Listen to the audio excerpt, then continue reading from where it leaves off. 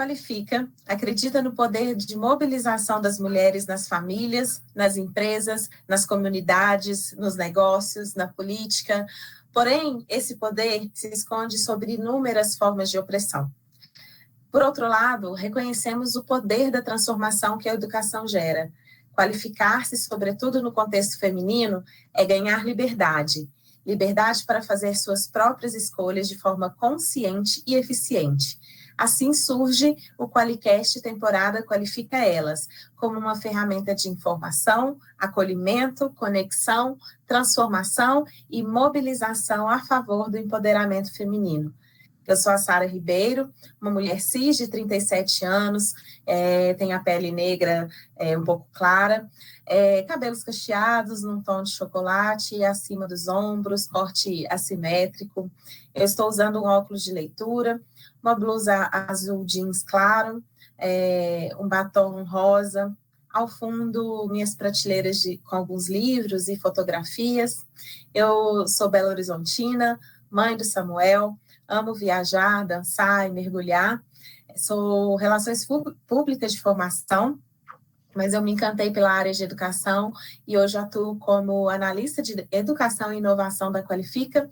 Sou host do Qualicast Qualifica Elas.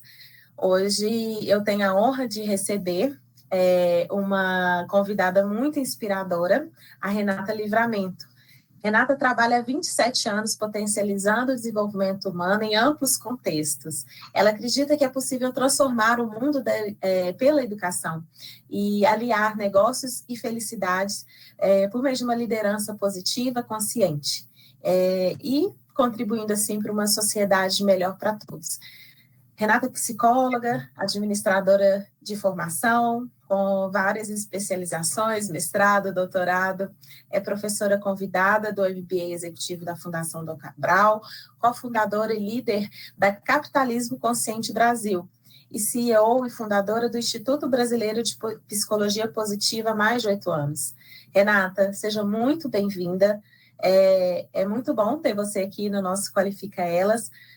Conte um pouco sobre a sua história, a história da Renata, e faça sua audiodescrição também. Bem-vinda. Joia, muito obrigada, Sara. Bom, vou começar me descrevendo. Não sei se eu vou conseguir me descrever tão bem quanto você, mas vamos lá, você vai me ajudando. Tá bom. Mulher, de pele clara, branca, cabelos escuros, lisos, também uso uma lente corretiva, né? Uso óculos, estou vestida com uma blusa estampada, assim, de flores, com fundo bege, e flores em tons mais ou menos de rosa, e uso um batom rosa também. É mais ou menos assim? É isso, e Renata... A gente não tem experiência de se descrever, né? Olha que interessante isso. Parece tão simples e não é. Eu estou achando fantástica essa experiência. É uma forma mais inclusiva, né, para as pessoas que não estão, só estão nos escutando, né, saberem um pouquinho sobre como é a gente, o nosso jeitinho, e é isso, a Renata também é dona de um sorriso muito bacana, é muito lindo. Obrigada. E conte um pouquinho da sua história, Renata, até você chegar à psicologia positiva, né? E enfim, e como que ela surge nesse contexto, especialmente aqui no Brasil. A gente quer saber um pouquinho mais sobre a sua história. Tá. Bom, então falando um pouco de mim, você falou, né, que você é a mãe do Samuel, eu sou a mãe da Manuela, mas a Manuela é uma pet. Mãe de pet também é mãe. Exatamente. Eu sou casada, já, né, não tenho filhos, porque não pude tê-los, e é tranquilo para mim falar isso, e acho importante que a gente fale para as pessoas, né? Assim, tranquilamente. Então, eu quis muito ter filhos, mas não pude tê-los por questões aí biológicas. Então, hoje eu tenho uma filha pet. A minha história com a psicologia começa lá atrás, assim, antes mesmo da minha escolha profissional, né? Mais ou menos na minha adolescência. Eu era uma adolescente bem típica, sabe? E aí a minha melhor amiga na época fazia terapia e eu achava aquilo fantástico, assim. Ela, depois que ela voltava da terapia dela, ela contava como que tinha sido, e as análises dos sonhos, e etc e tal. E aí eu cheguei para o meu pai e falei, eu quero fazer terapia. E aí ele arregalou 10 olhos, né? Tipo assim, nossa, mas você está com qual o problema, minha filha? Né? E não era, só achava divertido, legal ir a psicóloga. E aí, quem é que em sã consciência vai falar para uma adolescente que não pode ir fazer terapia, né? Vai lá fazer. E aí fui fazer e me apaixonei. A psicologia transformou a minha vida, de fato, né? O olhar sobre as pessoas, sobre depois futura mais para frente, o olhar também sobre as organizações. E quando eu tinha 17 anos, eu já estava lá na UFMG fazendo minha formação em psicologia. E 2 anos depois, eu resolvi estudar também administração de empresas. Então, eu fiz os 2 cursos juntos, assim, né? Mais ou menos juntos, né? 2 anos depois, eu formei em psicologia, e 1 ano depois formei em administração. E eu nunca fiz essa escolha na vida. As pessoas sempre me cobraram, mas você vai fazer... você é psicóloga ou você é administradora? E eu não sabia por que eu tinha que fazer essa escolha, assim, porque para mim as duas ciências, elas se conversam o tempo inteiro. E aí eu nunca fiz essa escolha e eu sempre trabalhei nas 2 esferas, né? Então, eu tenho consultório desde então, já tenho 27 anos, eu tenho consultório em que eu trabalho com psicoterapia, em que eu trabalho com orientação profissional, em coaching, e eu também trabalho tenho uma empresa, né, de desenvolvimento humano e trabalho nas organizações, porque, assim, independente, e também depois fui fazer mestrado, fazer doutorado e trabalho dando aula, um monte de coisa junta, mas o que tem em comum é o desejo de ser uma possibilidade, uma ferramenta de desenvolvimento para outras pessoas. Acho que é isso que tem em comum as várias coisas que eu faço. Então, quando eu estou professora, eu estou ajudando as pessoas a se desenvolverem em um aspecto. Quando eu estou terapeuta, eu também estou ajudando as pessoas a se desenvolverem. E quando eu estou nas organizações, em especial desenvolvendo programas de saúde mental no trabalho, fazendo desenvolvimento de lideranças, eu também estou ajudando as pessoas a se desenvolverem. Então, acho que essa é a minha história, assim, né? E nesses 27 anos, eu fiz várias formações, já dá para ver que eu gosto de estudar, né? E uma delas que foi muito significativa na minha vida foi a psicologia positiva, que eu conheci em 2010 para 2011, mais ou menos. É uma ciência relativamente nova, porque ela surgiu em 1998, então não tem tanto tempo assim, né? Com uma proposta de ampliar o olhar da psicologia para além das doenças, dos transtornos, dos problemas.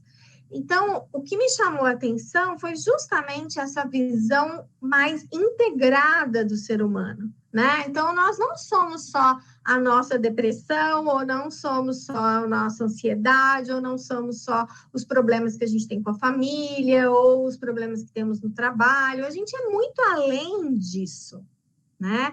E a psicologia positiva, então, surge em 98 como uma proposta de estudar também aquilo que vai bem ao ser humano, aquilo que é funcional. Então, como ser mais feliz, né? Como ter mais sucesso, como ter melhores relacionamentos, o que as pessoas mais felizes, mais satisfeitas e mais prósperas no sentido amplo da palavra, e não só financeiramente, mas amplamente, o que elas têm de diferente das pessoas que não realizam isso, né? Que não são felizes ou que não se sentem realizadas. E ao estudar cientificamente isso, a gente foi vendo que existe sim uma série de características que favorecem as pessoas a serem mais felizes, a terem melhores relacionamentos, etc. A serem melhores profissionais também, terem resultados melhores. Então, isso me chamou muita atenção, porque não é deixar de ver as coisas que não funcionam, ou que são ruins, desagradáveis, ou problemas, enfim, mas é ampliar a visão, né, das pessoas e das organizações, né? Então, quando a gente fala de empresa, a gente tem muita cultura do gap, né? Falar, ver o que está errado, ver o problema, ver o que tem que resolver. E, na verdade, a gente pode resolver esses problemas, mas com um olhar para potencializar aquilo que é bom, que funciona, que as pessoas têm de melhor. E eu achei isso fantástico, né? Então, eu fui fazer todos os cursos que eu podia, porque é a minha forma de funcionar, né? Estudando. Então, eu fui lá beber na fonte, aprender com os criadores da psicologia positiva, e depois eu trouxe, junto com um outro grupo de brasileiros, não sou a única, não, tem um pequeno grupo que também foi pioneiro aí junto comigo.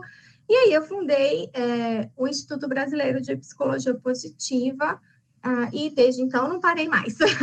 Fui coordenadora de pós-graduação, fui coordenadora de MBA nessa área, e aí segue até hoje. Acho que esse é um bom resumo de como eu cheguei até aqui. Legal, Renata.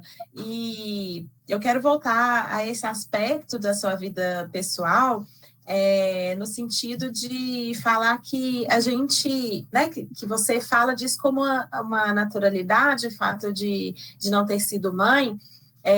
A minha experiência, assim, né, eu fui mãe, sendo considerada pela sociedade um pouco tarde, né, eu vou fazer 38 anos, né, o Samuel tem 1 ano, e até então eu estava com... gravidez de risco.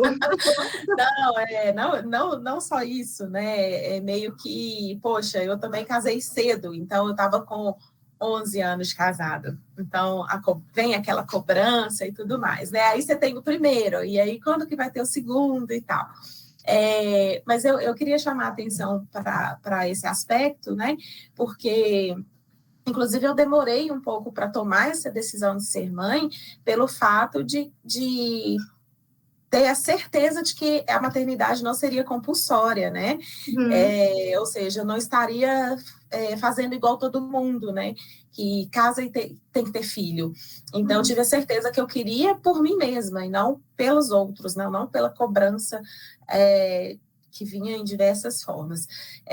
Mas, Renata, para que isso aconteça, né, para que a gente tenha essa lucidez, essa clareza, como que a gente pode treinar o nosso cérebro de maneira que a gente se torne protagonista dessas nossas emoções, desses nossos pensamentos, conseguindo contornar esses gatilhos, tanto externos, né, que vem da sociedade, quanto aqueles internos que vêm das nossas crenças, e provocar esse nosso bem-estar, estar ciente de que a gente está fazendo boas escolhas, né, no sentido dessa questão, né, da forma com que a gente lida com esses desafios do dia, principalmente sendo nós mulheres e sendo tão cobradas, né. Somos muito, inclusive foi por isso, eu acho que eu nunca tinha falado sobre isso até numa entrevista, num programa, enfim, as pessoas que convivem comigo sabem, mas como você falou do seu filho, não sei lá, senti vontade de falar, porque de fato somos muito cobradas e tem um tabu, né, em torno aí de alguns temas, né? Casamento, maternidade, trabalho. Então, acho que é importante a gente trazer essas pautas, porque, gente, isso é natural, faz parte da vida, né? Mas o que me ajuda a falar com tanta tranquilidade? Autoconhecimento, em primeiro lugar. Então, assim, o que as pessoas precisam buscar? Precisam buscar se conhecer. Né? Então, você, de uma certa maneira, está me dizendo que você buscou se conhecer até você ter certeza de que você queria ter um filho, porque você queria e não porque é esperado das mulheres casadas que tenham filho. Então, a gente está nesses tempos em que a gente pode, pelo menos, questionar as coisas, né? Eu acho que a gente é muito privilegiado, eu, você e as pessoas que nos escutam, de poder questionar algumas coisas que são necessárias de serem questionadas. Mas, antes de tudo, a gente precisa se questionar, né? Então, vamos questionar, assim, essas regras sociais, né? Por que que tem que ser isso ou aquilo? E aí não é só em relação à maternidade, é qualquer coisa, né? Esse tem que ser de um jeito ou tem que ser de outro jeito. Mas se a gente não se questiona primeiro, né? Se você não tem um hábito de refletir sobre o que você deseja, o que você pensa, por que você pensa dessa forma, né? Como que as suas experiências de vida interferiram aí na formação das suas crenças, a gente não pode fazer nada para mudar. Porque quando eu falo que eu acredito no papel da educação como forma de transformação, é exatamente isso, educação em todos os aspectos, né? Desde a educação formal, que eu acho fundamental, mas também dessa psicoeducação que a gente faz com a gente quando a gente busca esse autoconhecimento. Então, eu acho que a primeira coisa eu vou, para usar as suas palavras, treinar o cérebro, entre aspas, acho que eu não usaria muito isso, mas eu acho que é treinar a nossa habilidade, a nossa capacidade de olhar para dentro, né? De fazer uma conexão com o que a gente está sentindo, com o que a gente pensa, com a forma como a gente comporta e ver as consequências disso no externo. A gente é muito convidado, muito estimulado a ficar o tempo inteiro para fora, né? Então, você tem que cuidar da sua imagem, você precisa cuidar dos seus resultados, das suas entregas, né? A gente está o tempo inteiro falando dessas coisas.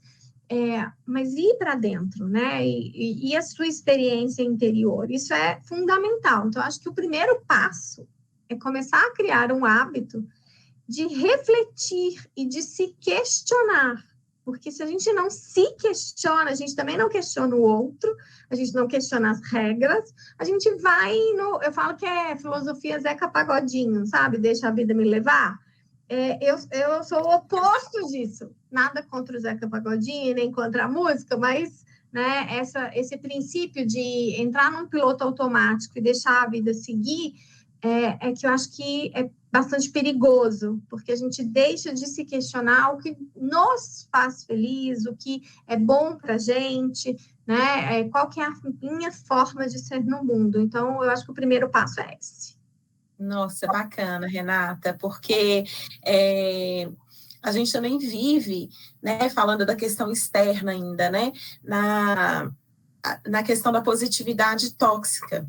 Às vezes no relacionamento, às vezes no trabalho, às vezes no próprio ambiente familiar, né? E na vida de forma geral. Então, como que a gente pode identificar e fugir dessa positividade tóxica para que, novamente, a gente olhe para dentro, né? Assuma esse protagonismo e possa realmente viver uma vida plena, né? Porque é possível, né, Renata? Com certeza.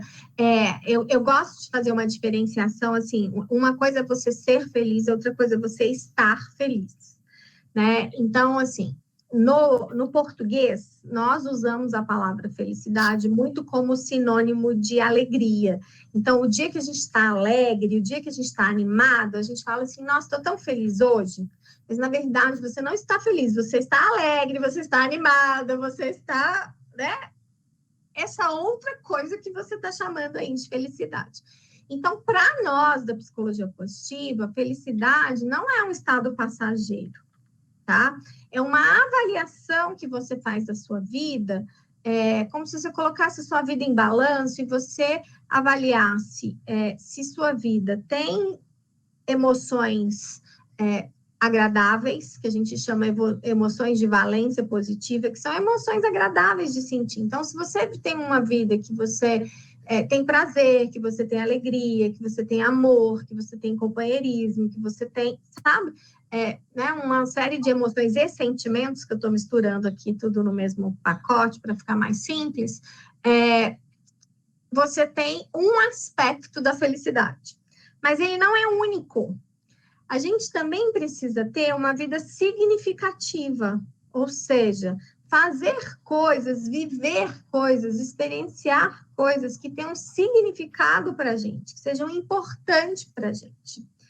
Então, esses dois aspectos das vivências de emoções agradáveis, junto com o significado de vida, e aí um contato maior com o seu propósito, um contato, uma experiência com aquilo que para você é importante. E aí não é o externo, tá vendo? Olha aí a necessidade da gente identificar, né?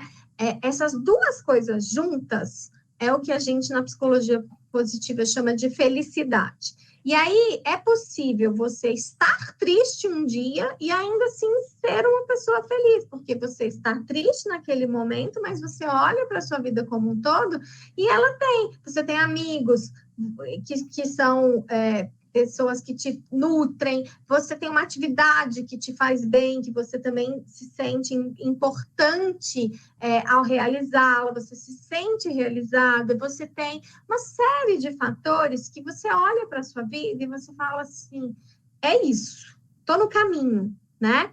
Mas veja, eu dei o exemplo de você pode estar triste, então quando a gente entende que felicidade não é esse estado de alegria contínua, de animação o tempo inteiro, a gente muda essa forma de ver, né, a felicidade, e aí a gente sai dessa positividade tóxica. Porque o que é a positividade tóxica? É você achar que você não tem direito, ou que é errado, você sentir tristeza, você sentir raiva, você estar desanimado, você ter, sei lá, um burnout, você passar por um período depressivo, ou você ter qualquer tipo de dificuldade e problema na vida. E a vida real, ela tem coisas boas e coisas ruins, ela tem momentos agradáveis e desagradáveis. O ser humano também, nós temos características muito boas, qualidades positivas e características não tão boas assim, né? Então, a vida real, ela é esse inteiro, né? Essa visão integral. Então, para mim, psicologia positiva, de verdade, é aquela que olha o ser humano como um todo.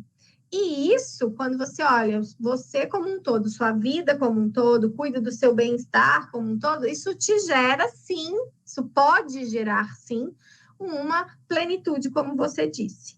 Agora, se eu nego qualquer tipo de desconforto, qualquer tipo de frustração, qualquer tipo de problema, e eu fico só naquela, eu tenho que pensar positivo, nossa, eu preciso fazer, não tem espaço para eu lidar com as minhas emoções, meus sentimentos desagradáveis, aí eu entro num perigo muito grande, que é esse da positividade tóxica, né? Que é fazer o jogo do contente, né? De fingir que tá tudo bem. E isso é muito mais nocivo à nossa saúde, à nossa felicidade, do que se você simplesmente admitir que está com algum problema ou com alguma dificuldade ou que algo não está indo bem, né? Então, para a gente fugir dessa positividade, a gente precisa ter esse olhar sistêmico, esse olhar dessa positividade tóxica, ter esse olhar integral e entender que é possível, sim, você ser feliz, apesar de. Que essa é a felicidade real, é o otimismo baseado na realidade, né? Não é uma coisa delirante. Eu sou feliz, apesar de, por exemplo, eu não ter ainda chegado na minha carreira no ponto que eu desejo, ou eu sou feliz, apesar de eu não ter realizado algumas coisas que para mim são importantes, mas, por outro lado, tem outros fatores que contribuem para essa minha felicidade, sabe? E quando você tem essa noção muito clara, né, dessa sua unicidade, dessa sua inteireza, né, eu acho que aí a gente foge dessa positividade tóxica e pode, de fato, construir uma vida feliz, porque é uma construção diária. Não é um pó de pirlim-pim-pim ou uma magia ou seja feliz em 7 passos. Eu não acredito em nada disso. Acredito nessa construção contínua, diária, de ser autêntico comigo mesmo, ser íntegra e buscar o meu caminho da felicidade, que é diferente do seu, Sara, que é diferente do caminho de quem está nos ouvindo, né? Então, não tem essas regras, essas receitas, não tem nada disso. Exatamente, assim, mas eu acredito ainda que essa felicidade autêntica, ela deve ter algumas características, por exemplo, quando eu consigo expressar uma gratidão, né, quando eu sou otimista e pé no chão quanto ao meu futuro, quando a gente não se compara, porque a gente sabe que a gente, com esse autoconhecimento, a gente sabe que a gente é única, a gente sabe que a gente tem tudo é uma dualidade, né? A gente tem a nossa luz, como a gente tem a nossa sombra, a gente tem os momentos que a gente está com raiva, mas o momento que a gente está expressando muito amor, né? Então, pessoas felizes, pessoas autênticas, acho que é isso, né? Elas praticam gentileza, elas se dedicam, né, ao bem-estar da família, dos amigos, mas não deixam o seu de lado, né? São pessoas que perdoam, né? Que eu acho que não guarda rancor. Eu fico pensando, como que uma pessoa que guarda rancor, ela pode ser feliz, né? Uma pessoa que aprecia os momentos do aqui e agora, né? O presente.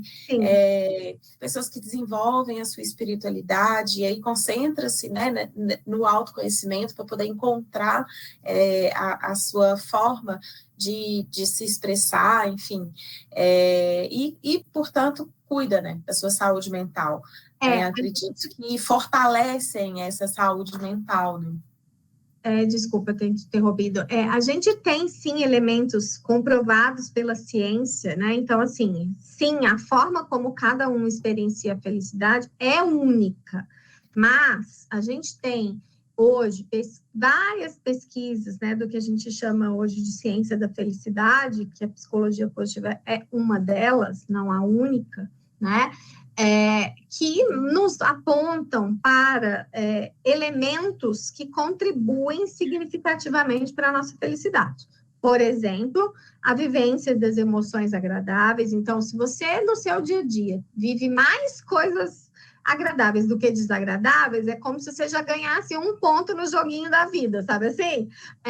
Porque você já está tendo mais vivências de experiências mais agradáveis.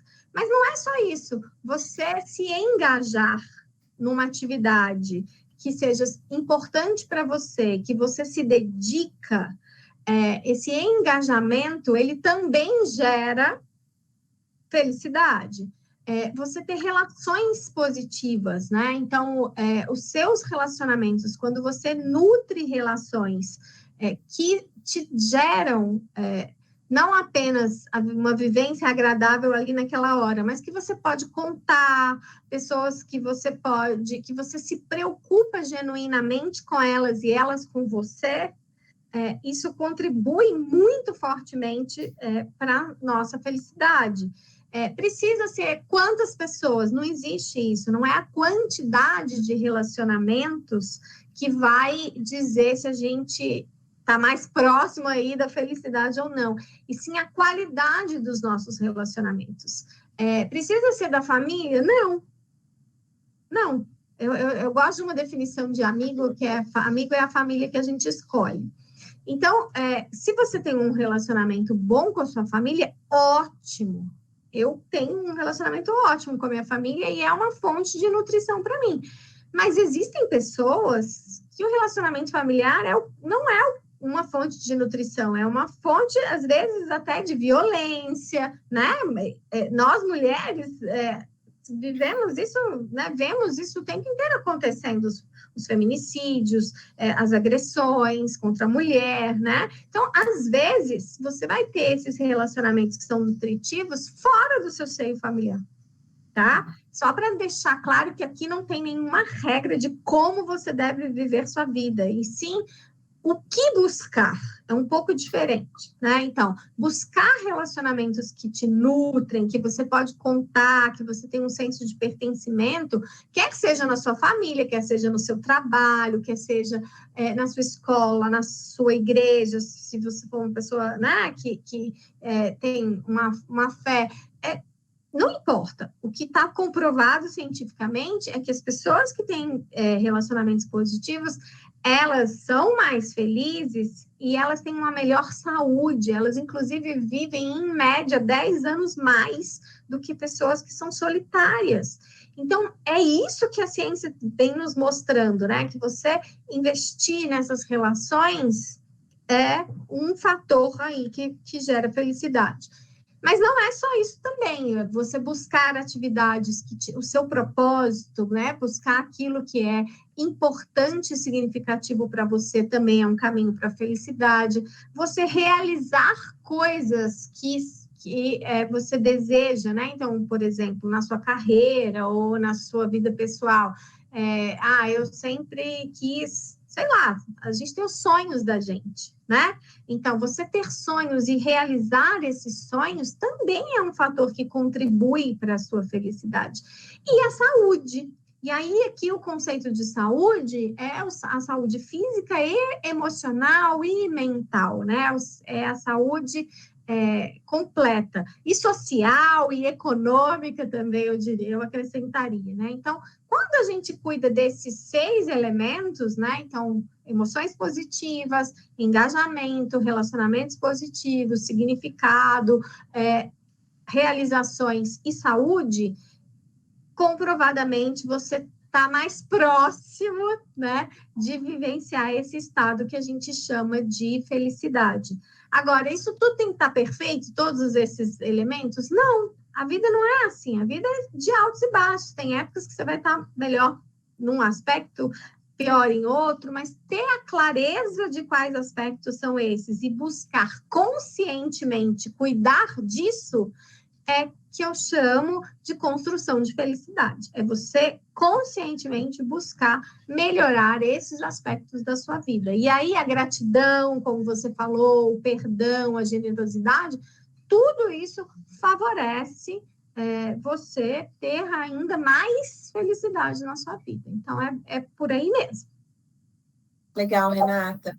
E voltando um pouco assim mais, né, para falar sobre o trabalho, a Organização Mundial de Saúde, a Organização Internacional do Trabalho, outras instituições, né, elas solicitam mais ações em todo o mundo para que haja um enfrentamento, né, de problemas de saúde mental no trabalho, né, porque principalmente da pandemia para cá, né, a gente sabe que houve um aumento na ansiedade geral, na depressão em todo mundo e em diversos outros transtornos que muitas pessoas nem conheciam, né, passaram a conhecer mais agora, né, Burnout sempre teve, mas as pessoas passaram a conhecer mais sobre esses transtornos. E a gente também vê, né, um desinteresse de jovens, principalmente os jovens da geração Z, aqueles que estão entrando no mercado de trabalho agora, né, em almejar cargos de liderança, né, porque tem essa aversão ao ambiente corporativo, aquelas rotinas maçantes, jornadas de trabalho, assim, também muito maçantes e às vezes até presenciais desnecessárias, né? Não tem diversidade, não tem flexibilidade. Então, essa ambição, né, de tornar-se líder, principalmente nessas gerações futuras, né, é meio que, assim, né, como que a gente forma líderes e enfim, né, é possível ser feliz no trabalho, como que é o futuro desse trabalho, tendo em vista esse histórico, até porque no próprio período da pandemia, né, muitas pessoas pediram demissão, tem até um nome para isso, né, a grande resignação, ou seja, as pessoas ressignificaram o que é ser feliz no trabalho, mas ainda assim, né, com tudo isso que está acontecendo, é possível trazer a felicidade para o ambiente de trabalho? Sim, a gente tem muitas possibilidades de trabalhar saúde mental, bem-estar e felicidade do trabalhador e no trabalho, né? Acho que são as duas coisas. Mas a gente precisa entender que existem intervenções que a gente faz em nível individual e outras que a gente faz no nível da organização. Então, não dá para a gente só colocar, se eu sou um líder e quero cuidar do bem-estar da minha equipe, não dá para eu só fazer intervenções baseadas no sintoma. O que é isso? Intervenções que vão abordar os aspectos ou individuais ou mais superficiais. Então, eu vou lá, faço uma roda de conversa na minha empresa sobre os transtornos mais comuns, né, no mundo do trabalho, que são exatamente esses que você falou, transtornos de ansiedade, depressão e burnout. Então, vou lá, chamo um profissional para falar sobre eles, ou faço alguns rituais, por exemplo, para trazer mais ludicidade para o trabalho, faço uma sexta-feira casual, promovo um happy hour, tudo isso é legal, né? Dou a possibilidade para os meus, invisto, por exemplo, em plantão psicológico no trabalho, fiz muito durante a pandemia, eu particularmente fiz muito plantão psicológico nas organizações, tudo isso é muito legal, mas eu preciso olhar também para a estrutura da organização, porque eu preciso olhar também para as causas, né? Então, eu preciso também ver se eu estou respeitando o horário de descanso dos meus colaboradores, se na minha empresa de verdade há espaço para diversidade e inclusão, e aí a gente não está falando exclusivamente de populações minorizadas, estamos sim falando, mas estamos também falando de diversidade de pensamento, diversidade de crença, diversidade no sentido amplo da palavra, né?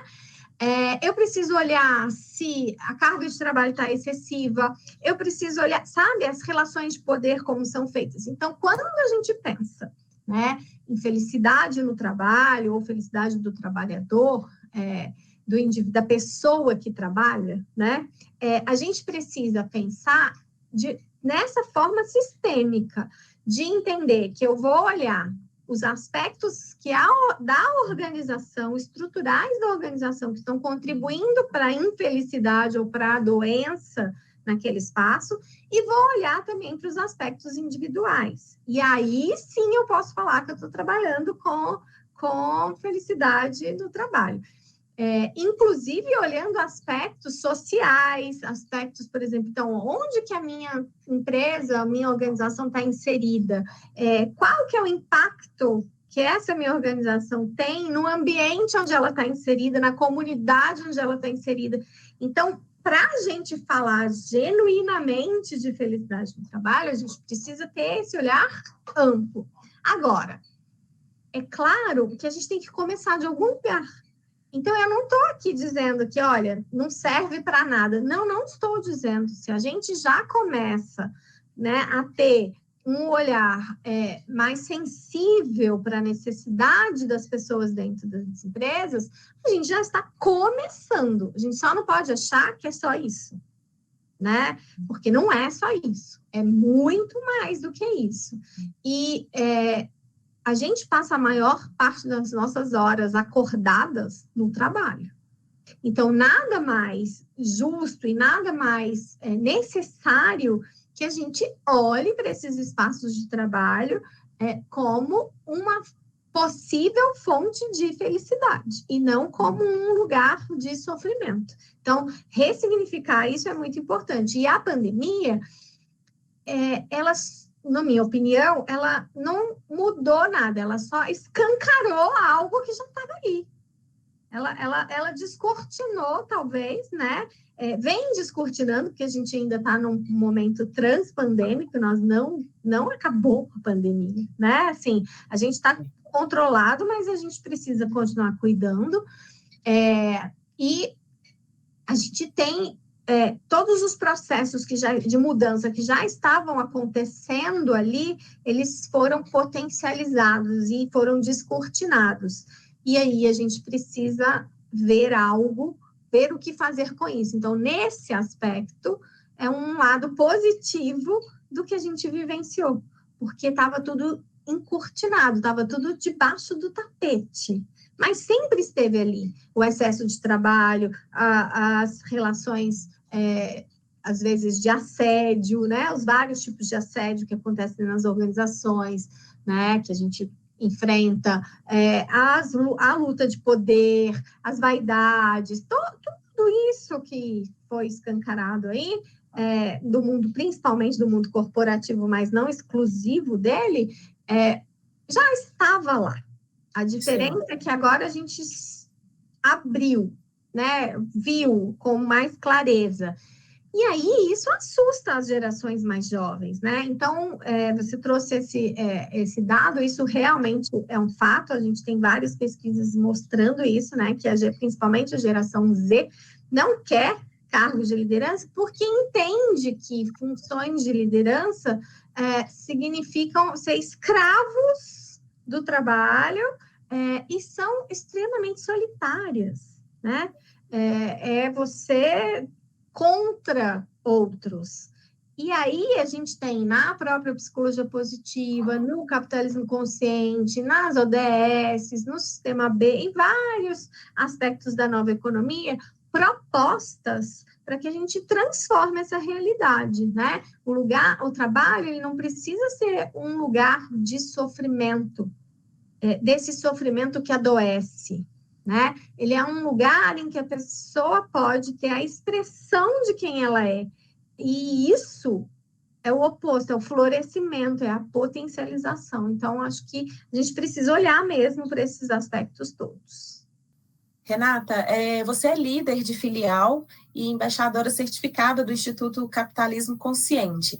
E quando a gente fala em capitalismo, sobretudo nesse contexto, né, de bastante polaridade política, dessas doenças do trabalho escancaradas aí pela pandemia, explica para a gente por que a gente às vezes tem tanta resistência a esse termo capitalista e o que é o capitalismo consciente, o que é esse movimento?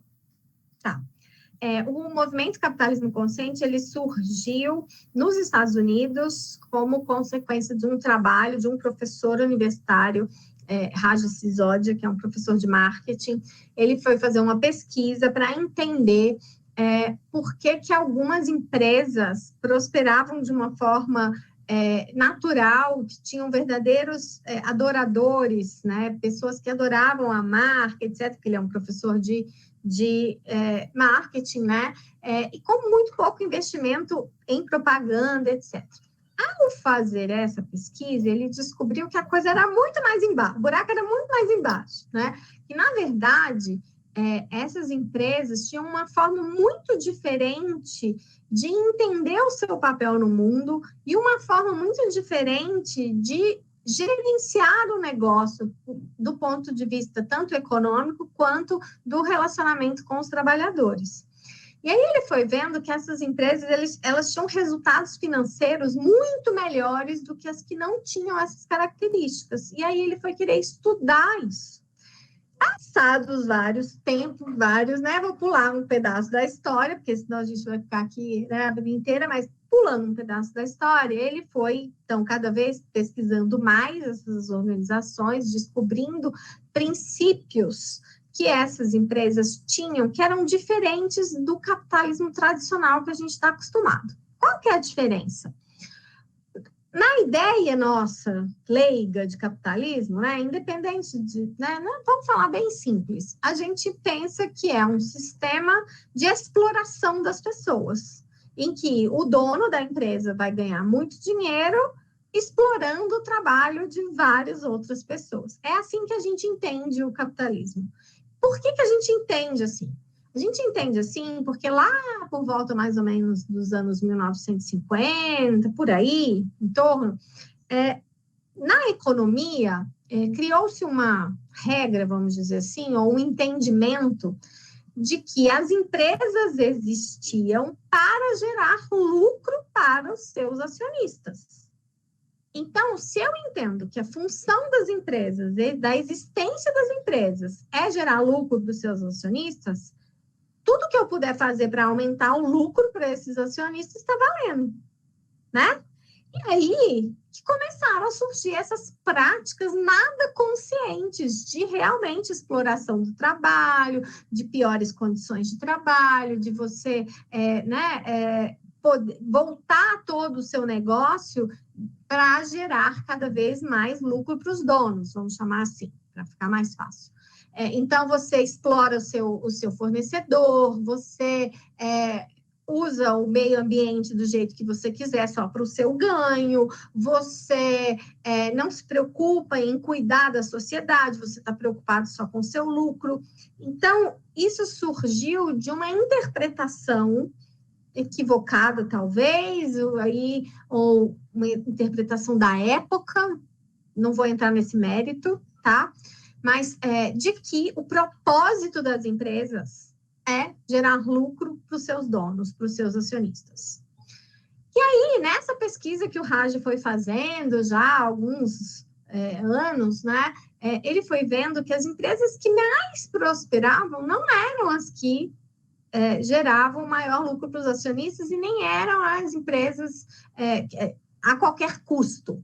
Que essas empresas, elas tinham a prosperidade econômica, mas que elas tinham outras características, que era preservação do meio ambiente, preocupação com o social, tudo que hoje a gente está chamando de práticas ESG, né, que está muito falado aí no mercado, ele foi observando que a forma, né, de cuidar das pessoas dentro das organizações, havia, de fato, um cuidado, uma preocupação com pessoas, né? O último livro dele, inclusive, se chama Empresas que Curam.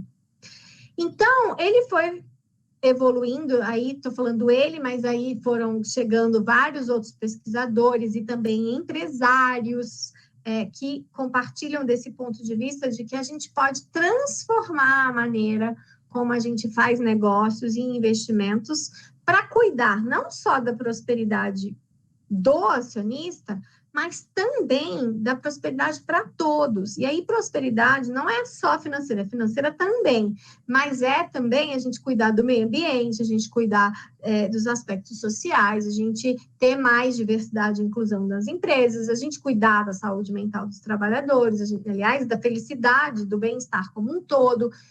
Então, a proposta do capitalismo consciente é que a gente transforme a nossa consciência, eleve o nível de consciência para a gente entender que os negócios, de uma forma geral, têm um papel muito importante no mundo. Porque, de fato, o capitalismo não é o vilão da história, é como a gente usou isso, é como a gente entendeu o papel desses negócios. Mas na hora que a gente entende que os negócios podem gerar mais saúde para as pessoas, mais riqueza para as pessoas, mais qualidade de vida para as pessoas, mais condições de cuidar desse planeta e das pessoas, a gente muda, é como se mudasse uma chave, entende? E aí não faz sentido eu pensar que ele é que o capitalismo que é o vilão da história, não. O que é o vilão é a ganância, o que é o vilão é você só pensar em lucro para mim e os outros que se explodam, eu pensar que o objetivo de tudo é só o lucro. E o capitalismo consciente vem dizer assim, olha, tá tudo errado, se a gente continuar assim, o mundo vai acabar, não vai ter planeta, porque não tem planeta B, né? Só tem um. Então, o mundo vai acabar porque os recursos estão acabando, as pessoas estão se adoecendo, né? A gente tem uma série de problemas sociais, ambientais, econômicos, né? Tem países, ao mesmo tempo que você tem ali pessoas, por exemplo, você tem pessoas dentro de uma mesma empresa, você tem uma diferença salarial aqui no Brasil de 600 vezes, 600. A diferença entre o salário do principal executivo para a média dos trabalhadores, 600 vezes. Isso é uma injustiça e isso é uma exploração absurda que não cabe nos dias, né? Não cabe nunca, mas nos dias atuais que a gente já tem consciência disso, menos ainda. Isso é só um exemplo, tá? Você tem, por exemplo, 20 pessoas no mundo têm mais riqueza do que todas as mulheres juntas da África. Então, sabe essas coisas? A gente precisa fazer algo a respeito disso. Não dá para a gente ficar passivo e colocando culpa numa coisa teórica que se chama capitalismo. Não, né, num regime econômico, não é essa a solução. A solução é a gente trazer a responsabilidade do mundo que a gente quer construir para a gente, para mim, para você, para as pessoas que estão ouvindo, porque também não é só para um grupo específico de empresários, não, é para todos. E ao pensar que nós todos somos responsáveis por isso, a gente tem alguns pilares, né, que o capitalismo consciente, então, pesquisou e defende, que são princípios para que a gente possa gerar uma transformação no mundo, que são o propósito, né? Então, qual é a diferença que o meu negócio de verdade está fazendo para o mundo? Qual é a contribuição que o meu negócio gera para o mundo? Então, olha, já muda a mentalidade aí, né? Uma cultura consciente, né? Uma forma de se trabalhar as organizações e as pessoas de forma consciente. Então, cuidar das nossas crenças, cuidar da forma como a gente faz as coisas dentro da empresa, que não firam, né? Que não tragam nenhum prejuízo, nenhum problema para as pessoas, para a sociedade, para o planeta, etc. Então, uma cultura consciente. Uma liderança consciente, porque a cultura ela é reflexo dos valores da liderança. Então, para a gente ter cultura consciente, eu preciso ter líderes mais conscientes, né? E que entendam a importância de se cuidar do todo, né? E também uma integração de stakeholders. Quando eu entendo que não existe o eu separado, ou a minha empresa separada, ou a minha equipe separada, e que todos os seres humanos são interdependentes, eu entendo que cuidar do outro também é cuidar de mim e vice-versa. E isso, a pandemia, escancarou, porque um vírusinho, que é uma coisa que a gente não enxerga, né, que é aí microscópica, que surgiu lá na China, que em relação aqui ao Brasil é bem distante, né?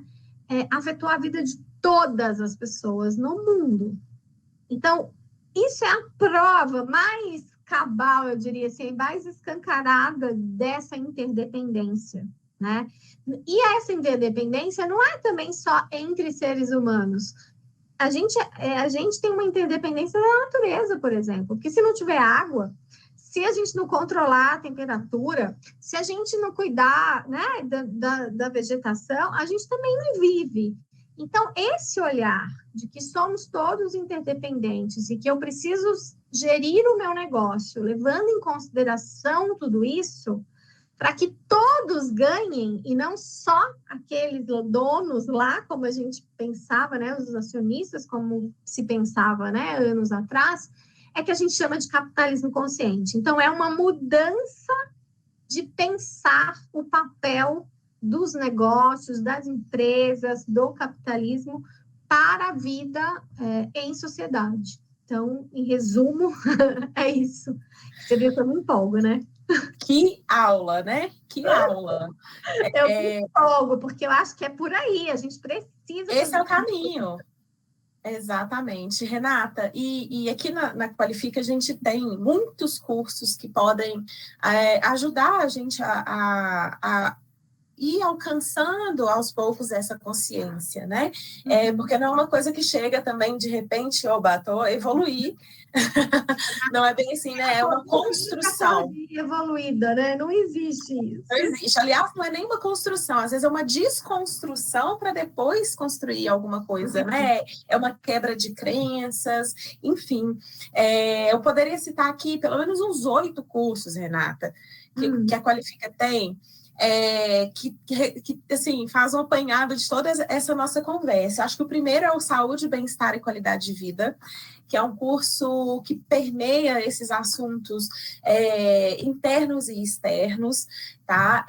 Tem o Inteligência Emocional na Prática, e aí a instrutora ela já começa falando assim, né, que a inteligência emocional é uma coisa que as pessoas merecem ter, né, para que vivam uma vida com mais significado, com mais propósito. Tem um curso muito bacana que é o Governança Corporativa e Compliance, e que fala desses relacionamentos, desses cuidados, né, que todas as empresas devem ter, e às vezes a gente mesmo, como colaboradora, as pessoas colaboradoras, precisam obter essa consciência até para saber mesmo, né, como agir diante de determinadas situações. A gente tem um curso que chama Inovação para a Nova Economia, então teve termos que a gente trouxe aqui, que tem lá nesse curso, né? Se você não entendeu, você pode procurar esse curso, que você vai entender muito sobre o que é essa nova economia e como inovar e como se manter atual nesse novo contexto. Nós temos um curso que pertence, na verdade, a uma disciplina do MBA em Liderança para o Futuro, que é o Liderança e Relações Organizacionais, né? Como que a gente, dentro do ambiente corporativo, consegue se relacionar bem a partir de questões que permeiam esses relacionamentos no ambiente de trabalho saudável, né? E, enfim, o próprio como promover diversidade e inclusão nas organizações. Em breve a gente vai estar lançando o curso Liderança Consciente.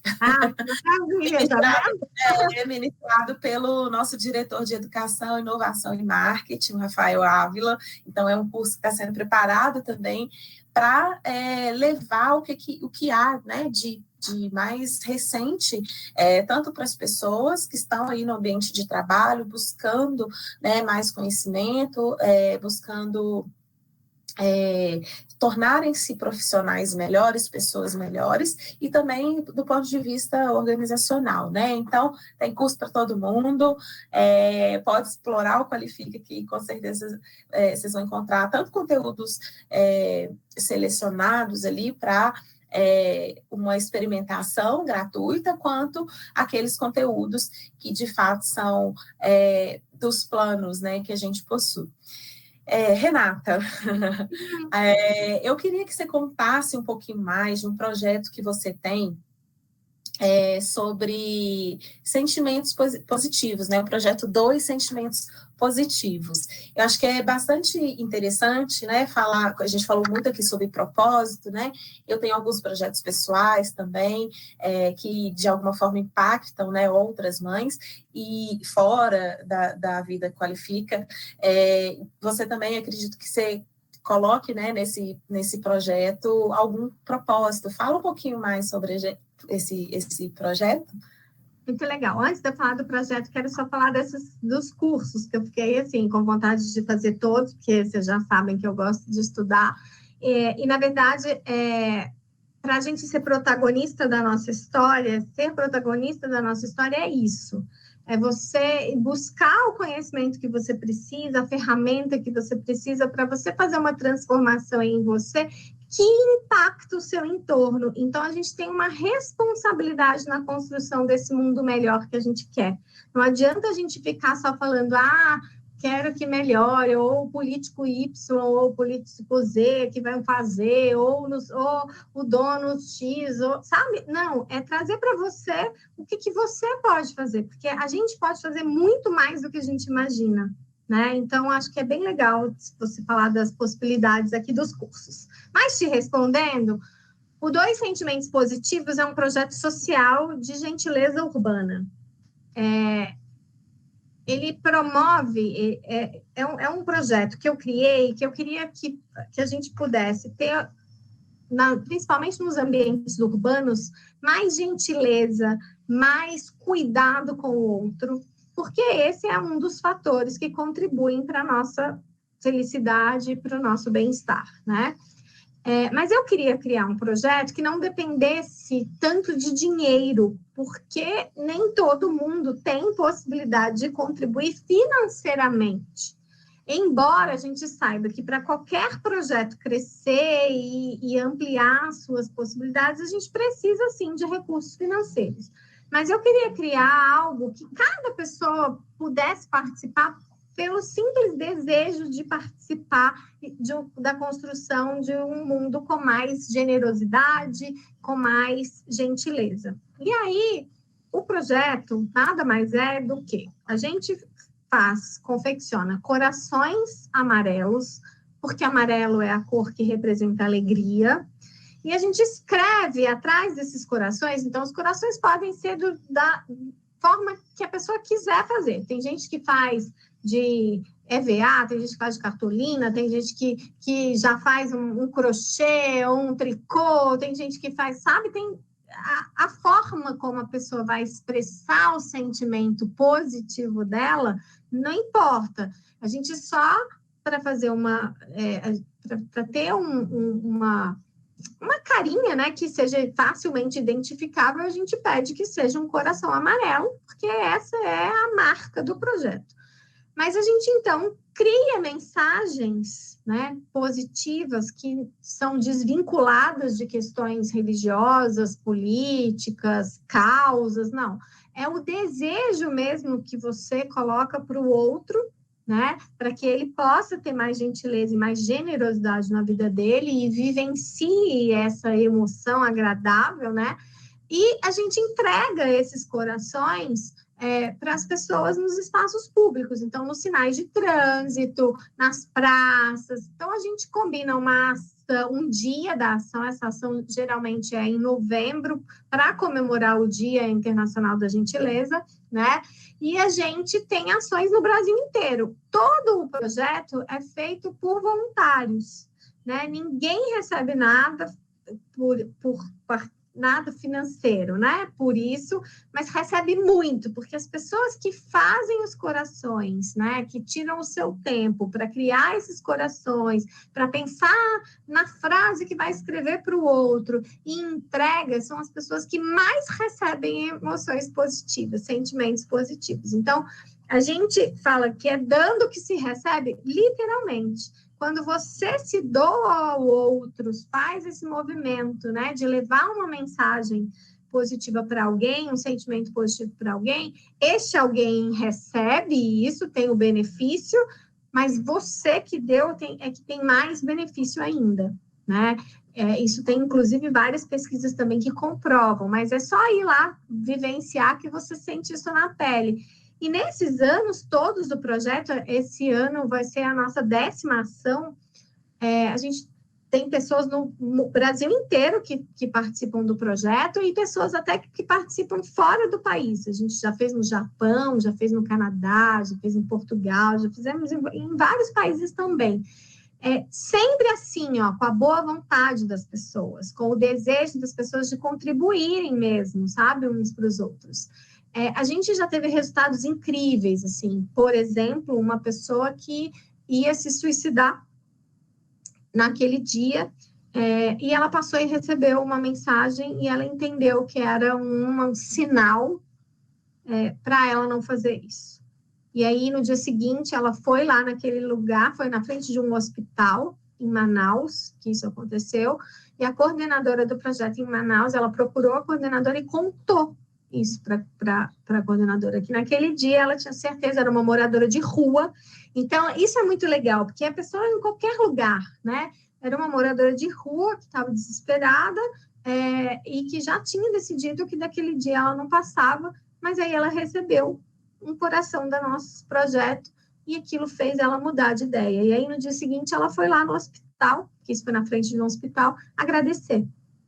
E aí a gente faz essa ação pública, a gente faz juntos, todo mundo, no mesmo dia, no Brasil todo e fora do país, quem quiser levar o projeto para fora, para a gente ter esse simbolismo de estarmos juntos a favor dessa causa.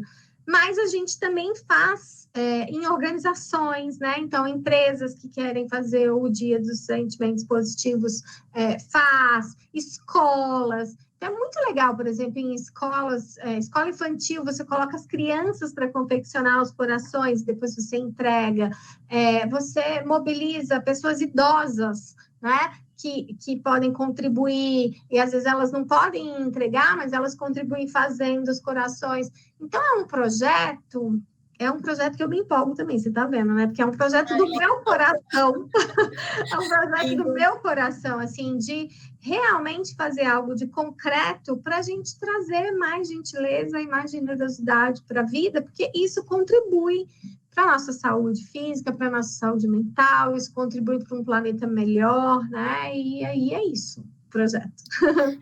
Renata, e como que faz para a gente saber como que a gente pode participar?